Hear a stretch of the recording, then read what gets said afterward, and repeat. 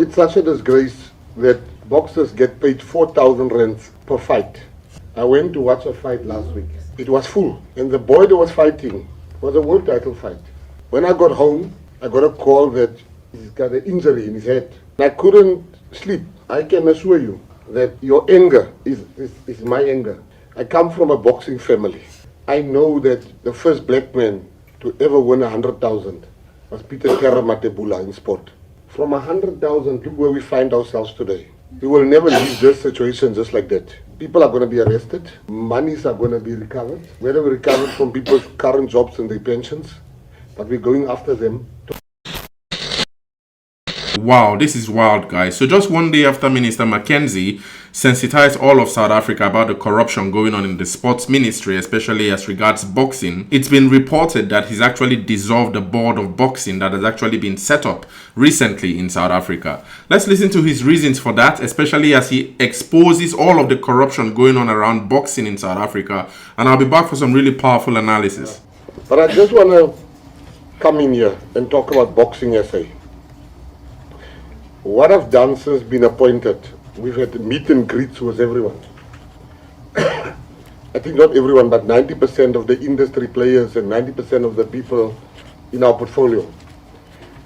You know, Chairperson, honorable members, boxing is dead.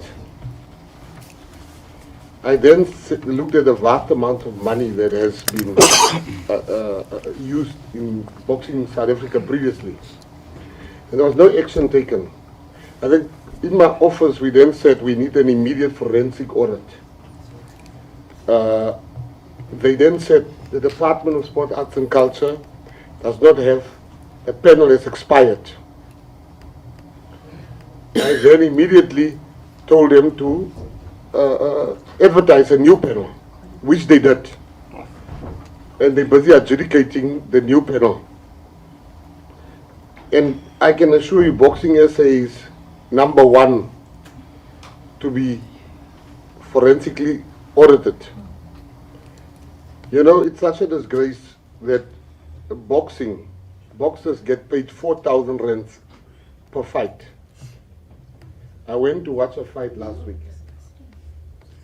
It was full.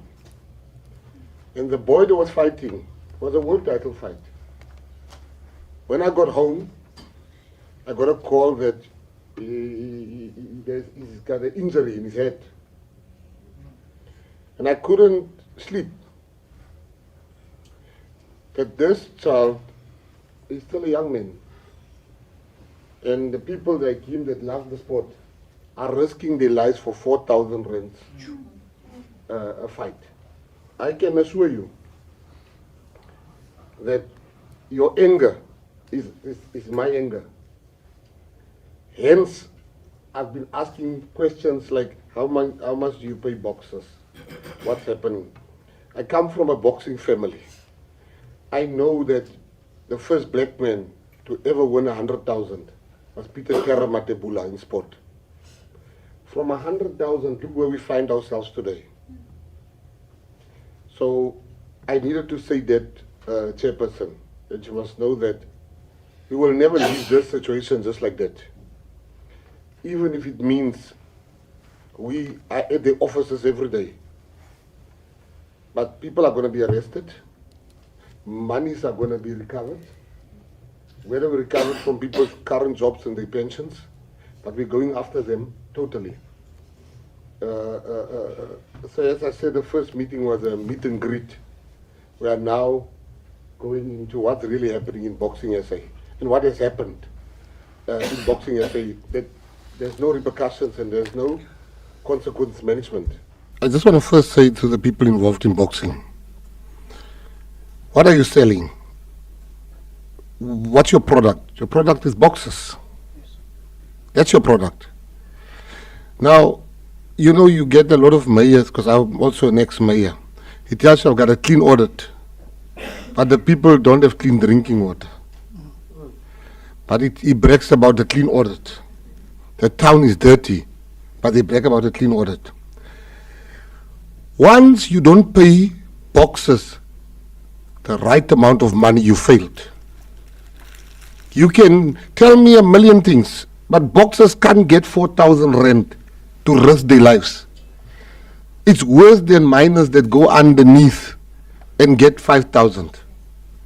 Because boxing, you get hit in the head for 4,000 rand. We can't allow that. That's my first part. The second part is, I take this portfolio committee very serious. And I learn a lot from the well of information here. And the question that you ask is so pertinent, but I want to assure you, in 21 days, I will come back with an action report, not of what I'm going to do, but of what I have done between now and that 21 days. The report that you'll get will be a report that speaks to consequence management. It will be a report that speaks to people being arrested. It will be a report that speaks to what is the future of boxing in this country. I am not going to take the fall for corrupt people, me. That one I'm never going to do. Or incompetent people. You can't have a phone bill for 600,000 rand. You can't have those. Those are funny things. So thank you very much. I want to thank you once again for the manner in which you've approached this. And in 21 days, if I come here with stories, then I must be the one that should be fired. Thank you very much. Thank you so much, Minister. Brilliant, guys. What do you think? We'll dive quickly into this analysis because it's quite a sensitive one, especially from the perspective of Gayton Mckenzie, knowing fully well, especially now he explains that, Gayton, boxing is actually some really dangerous sport that actually injures even the boxers themselves. And then for them to get a remuneration of, I think he says 4,000 rand, he really feels embarrassed, and so he couldn't take that anymore, and he had to actually dissolve the board of boxing. I found a really interesting report about this on IOL, and we'll just quickly try to go so we understand where Gayton Mckenzie stands in this whole saga and what would actually happen to the boxing dynamics in South Africa. Okay. So it actually says that Minister of Sports, Gayton Mckenzie, has actually dissolved the recently appointed board of boxing in South Africa, all right? Actually, he said that he decided that this dissolving is actually in the interest of boxing, especially in South Africa and as a sport in South Africa as a whole. So the report says that Minister Mckenzie's decision comes just a day after the Portfolio Committee on Sport, Arts and Culture gave the ministers 21 days to produce a detailed plan of action to address the challenges plaguing the entity. Okay. Now, the committee actually had also called for a forensic investigation into boxing in South Africa as a sport in South Africa. So it calls it here Boxing South Africa's Affairs, BSA. Now, the board, which is actually chaired by Sifiso Shongwe, was actually appointed by the predecessor Zizi Kodwa, in May. However, it says that appointment actually faced legal action by the National Professional Boxing Promoters Association, NPBPA, which actually opposed the appointment on the basis, that consultation was not really done. So this is actually all the frenzy going on within the Ministry of Sports there.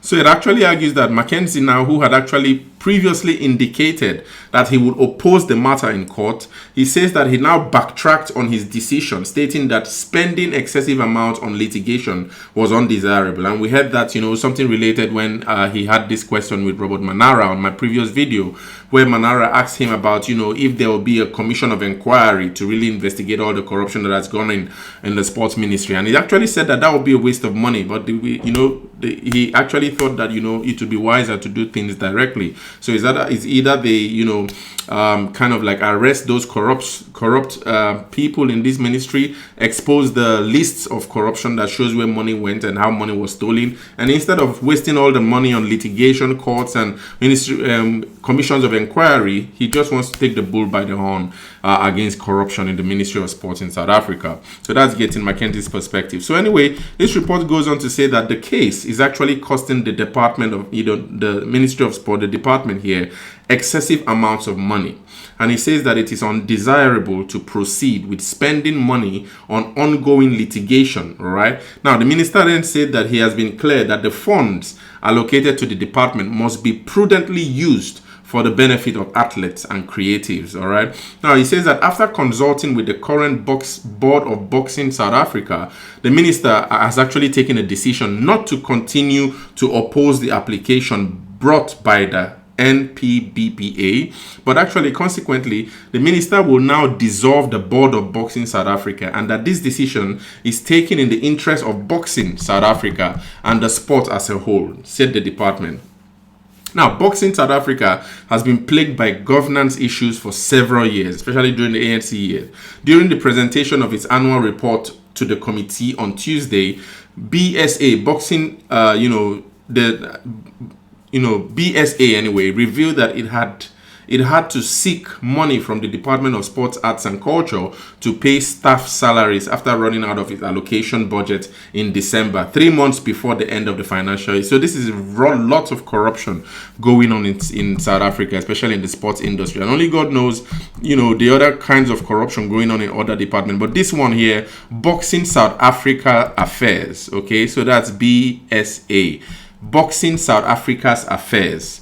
Okay, so it says that Boxing South Africa's Affairs revealed that it had to seek money from the Department of Sports, Arts and Culture to pay staff salaries after running out of its allocated budget in December, 3 months before the end of the financial year. This is crazy. So it means that BSA, those who are in charge or those running it, actually they actually had run out of their allocated budget 3 months before the end of the financial year, and they now had to apply for more funds from the Sports, Arts and Culture. So it's really difficult to explain how all of that money disappeared or what's really going on out there. But I think that whatever it is, didn't really sound right or suit Minister Mckenzie, and so he really had to push to really dissolve this board. Okay, so anyway, he says that the report says that the minister thanked the board for its efforts in trying to turn things around at Boxing South Africa's Affairs, all right, BSA,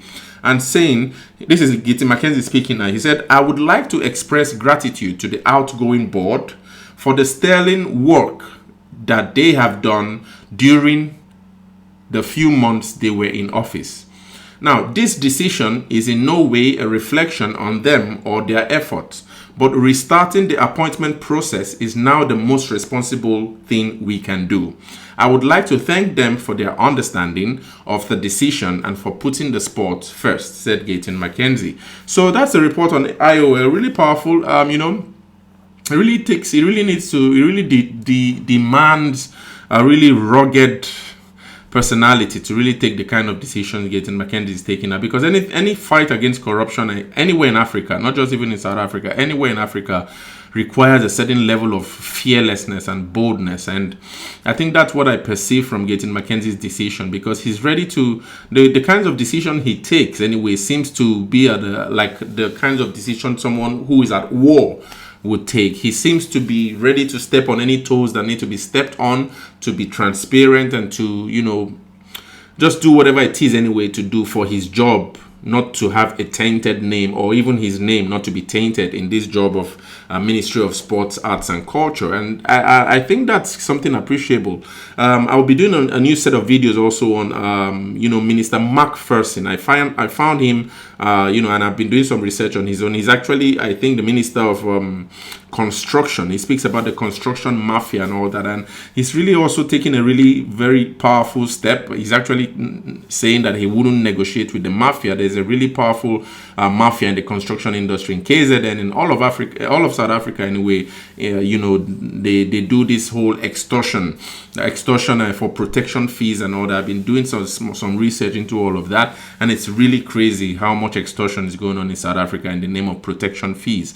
And so these ministers of the government of national unity, I think the only way forward is to really take the bull by the horn. South Africa is in a deep quagmire, lots of issues, power, gang related, mafia related, and it's really difficult. So it might take only one who understands how the mafia works or things. And, Gayton Mckenzie, being the fact that he's been there, done that before, and he's actually bringing all of that expertise and boldness and fearlessness into the service for the South African people, I think that's really commendable. And it might be really difficult for the other members to, to kind of like embark on that. or probably Gayton Mckenzie might then be the one to give that back. And that's why he calls himself the bad boy of the GNU. And that says that any calamity that want to happen to the GNU, he will be behind that. Because I think he comes with this lion heart, but also one that has experience of both sides of the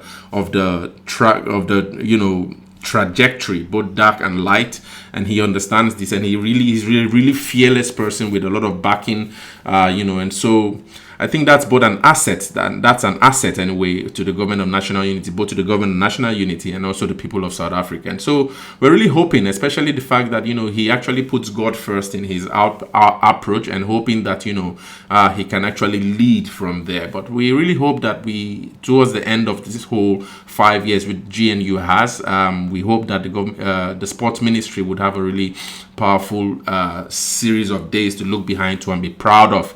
And, hopefully we see where Gayton Mckenzie goes after that. But anyway, what do you guys think about this report here? Share your thoughts in the comments.